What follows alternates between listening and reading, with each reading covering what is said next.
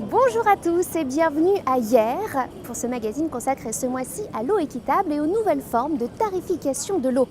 Et oui, est-ce que vous êtes déjà demandé comment a été calculée votre facture d'eau? Et à votre avis, est-ce que le prix de l'eau est le même partout en France? Eh bien, les réponses tout de suite en images.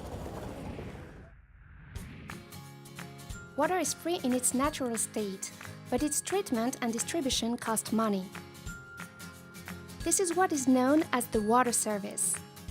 Regarding the treatment and distribution of water, local authorities can choose to manage the service themselves or call on the expertise of an outside company. This is where Lyonnaise des Eaux steps in as a delegate for the public service. But the price of water is always fixed by the local authorities.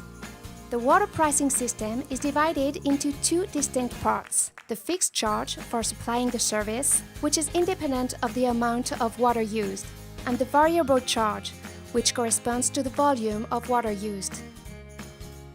Water bills include the necessary expenditure and investment to provide the water service. Expenditure varies according to local conditions and various other factors, which explains the price discrepancies between one municipality and another. This may be, for example, an abundance or lack of water, the quality of this resource, the fact that it is easy or complex to access this resource, the cost and depreciation of the facilities,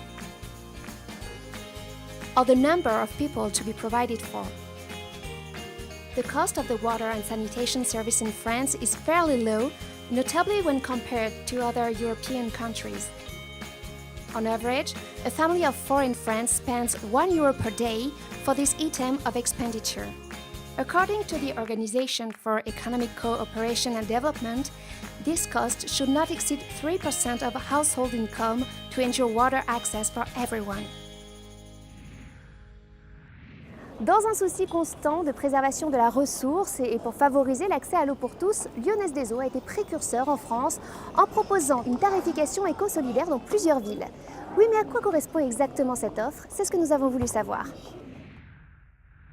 Hélène Valade, bonjour. Bonjour. Vous êtes donc directrice du développement durable de Lyonnaise des Eaux. Vous allez donc pouvoir m'expliquer en quoi consiste la démarche eau équitable et surtout ce qu'est la tarification éco-solidaire. Ça part d'un constat très simple, c'est que de plus en plus les collectivités, les élus, donc nos clients, sont préoccupés par la montée de la précarité sociale. Du coup, il s'agissait de trouver des solutions pour aider les personnes en difficulté à accéder à l'eau. Alors il y en a plusieurs.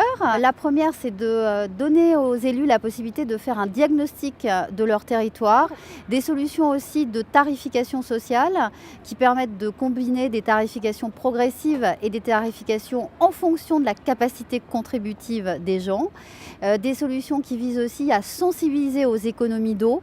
On voit qu'il y a encore beaucoup d'efforts à faire dans ce domaine-là et que l'on peut aider notamment les personnes en difficulté à repérer mieux leurs fuites. Dernière solution pour répondre à des situations d'urgence de la part des personnes en difficulté, la contribution à ce qu'on appelle le Fonds Solidarité Logement qui comprend un volet eau. D'accord, alors si j'ai bien compris, ce n'est pas une offre que vous proposez, mais une multitude d'offres en fonction des besoins de chaque ville. C'est exactement ça. Les villes ont des besoins différents. Donc on fait tout pour répondre à leurs besoins et donc pour s'adapter à leurs demandes. Et alors par exemple, quelles offres éco-solidaires vous proposez actuellement en France ?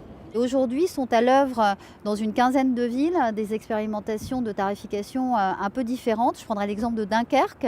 Dunkerque a lancé en septembre dernier une tarification éco-solidaire qui mêle deux systèmes. D'abord une tarification progressive selon un système de paliers en fonction des volumes de consommation. On appelle ça eau vitale, eau utile, eau confort.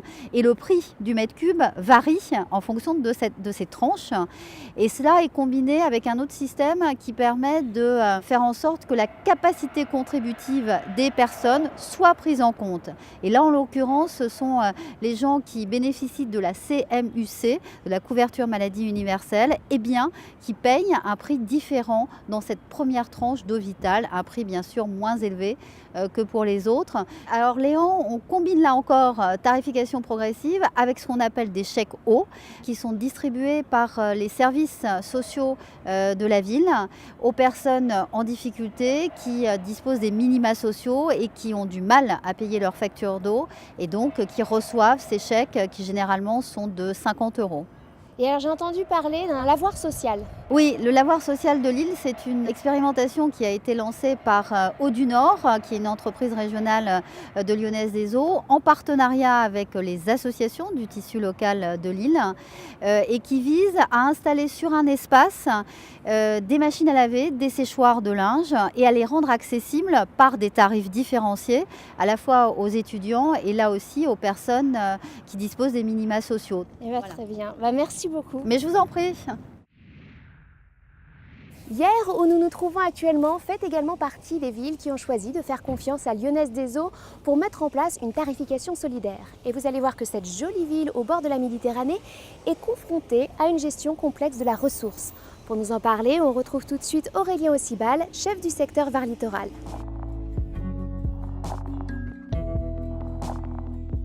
Bonjour Aurélien. Bonjour, bienvenue. Merci beaucoup. Alors ici c'est l'espace de l'eau qui a été mis en place à Hyères pour les Hyérois, c'est ça? C'est un espace de renseignement, d'accueil Oui, tout à fait. Pour tous les Hyérois. Et alors, depuis 2011, Lyonnaise des Eaux a mis en place une offre éco-solidaire. Pourquoi en êtes venu à cette nouvelle tarification? Nous en sommes venus là puisque Hyères est une ville littorale avec un attrait touristique certain. Cet attrait touristique fait que la population en saison estivale est multipliée par 3. On passe de 50 000 à 150 000 habitants. Donc c'est vraiment une caractéristique qu'on a voulu prendre en compte sur la mise en place du tarif. Et alors pour pallier à ces écarts de population, quel genre de tarification vous avez mis en place? Alors nous avons souhaité mettre en place une tarification dite saisonnière. Le principe étant de demander un effort supplémentaire à la population touristique qui vient profiter des installations hyéroises qui sont mises en place pour répondre à ce besoin de pointe en été. Et elle est de quelle ordre cette différence? Le prix entre l'hiver et l'été double. D'accord. Et j'ai aussi également entendu parler d'une tarification progressive qui a été mise en place. Alors nous avons effectivement mis en place également une tarification par tranche. Donc une première tranche est dédiée aux besoins vitaux. Ensuite, une deuxième tranche qui correspond aux besoins normaux d'une famille classique. Et une troisième tranche qui est là une tranche un petit peu plus confort sur des équipements de type piscine, arrosage. Et alors instaurer une tarification éco-solidaire, c'est aussi bien sûr se préoccuper des foyers en situation de précarité. Qu'est-ce qui a été fait en ce sens? Nous avons mis en place et proposé à la commune un fonds de solidarité locale. Alors, il s'agit de mettre à disposition une enveloppe budgétaire. Cette enveloppe est dédiée à aider les foyers en difficulté qui en font la demande auprès du CCAS de la ville de Hyères. Très bien. Eh bien, merci beaucoup. Très bien, merci à vous. Ces environnements fait bénéficier ses clients français d'expertise développée dans d'autres pays en adaptant avec eux les modèles en fonction des besoins et des spécificités locales. Macao Water en Chine, Aguas Andinas au Chili ou encore Akbar en Espagne, le groupe, via ses filiales, développe son offre eau équitable en trouvant des solutions co-construites avec des partenaires locaux. Et bien voilà, j'espère qu'après ce magazine, la notion d'eau équitable sera désormais un peu plus claire pour vous. Pour toujours plus d'informations sur l'actualité du groupe, eh bien, je vous donne rendez-vous dès le mois prochain pour un nouveau mag. Ciao!